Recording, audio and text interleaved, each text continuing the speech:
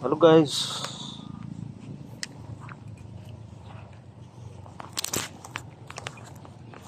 So ayan po yung malaking ulo ng pagong. Ayan. Ayan yung malaking ulo ng pagong na noon ay gustong bilhin itong area na ito ng Koreano. Ayan. May dala tayong gadget. So sinubukan ko itong sa gilid ay baka mayroong ma-detect dito.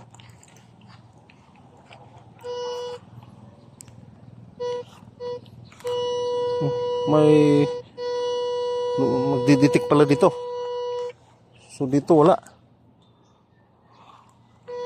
Nasa buntot tayo ng ano guys. Nasa gilid ng pagong na noon ay gustong bilhin ito ng Koreano. So magdidetect ito guys. Ayan. Detection. So dito wala.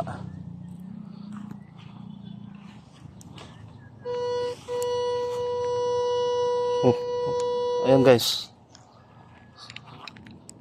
Wala dito. So dito ay magdidetect. So, ano kaya ang meron dito? So mga almost 2 meters itong gadget na ito na magdidetect sa ilalim. So dito wala. So ayan.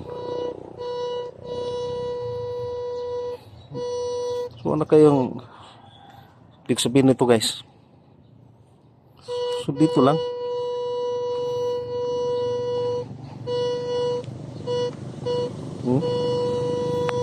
Ayan. So dito wala naman. So dito lang. So sana may ano dito. Baka may laman ito.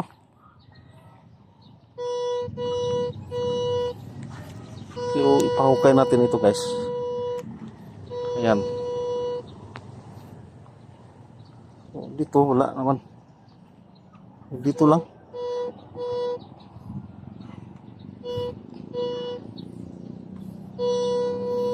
Dito lang talaga.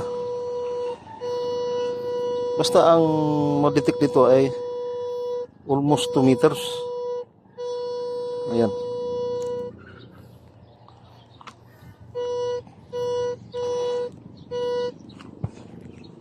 So ito yung malaking pagong na gustong bilhin ang lupain ito sa aking pinsan.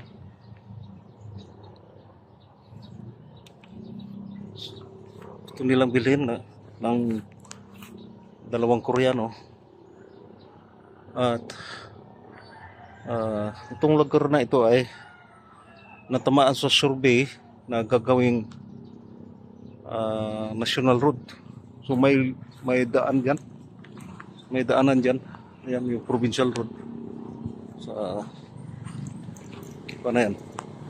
Yan yung pero natamaan daw ito sa national road. Baka ito ang pakay ng surveyor. Kasi natamaan ito ng tawag dito national road. So ito yung hugis pagong guys. Ayan yung ulo na yan. At ito yung katawan niya. So dito sa ano niya parang putol na paa. So dito tayo nag ano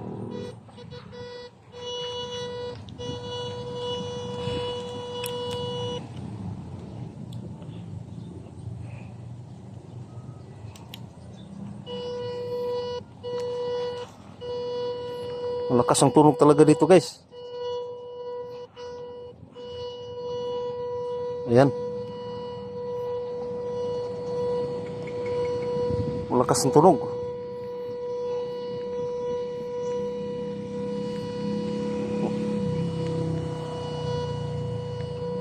Ayan oh.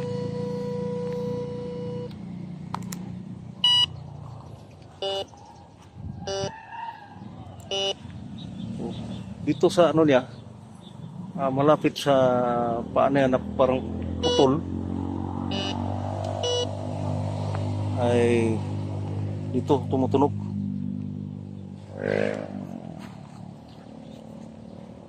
So, yan talaga ang ano niya, ang ulo. Na ito pala ang gustong bilhin ng Koreano, dalawang Koreano noon, 1980s, at bumalik sila 1990s sa lugar. Ayan. Ayaw ng pinsan ko na ibibinta yung itong lupa na ito. Ayan. Ito yung ano niya guys, side view ng malaking pagong na gustong bilhin ng Koreano noon. So ito lang guys ang maibahagi ko sa inyo, ay sa susunod na operasyon ay hukayin ito.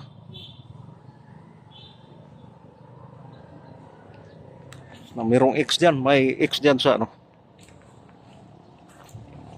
Ayan. Ayan yung X. May X sa gilid ng malapit sa ulo. So ito lang guys. Maraming salamat sa kunting oras sa panunod. Salamat po.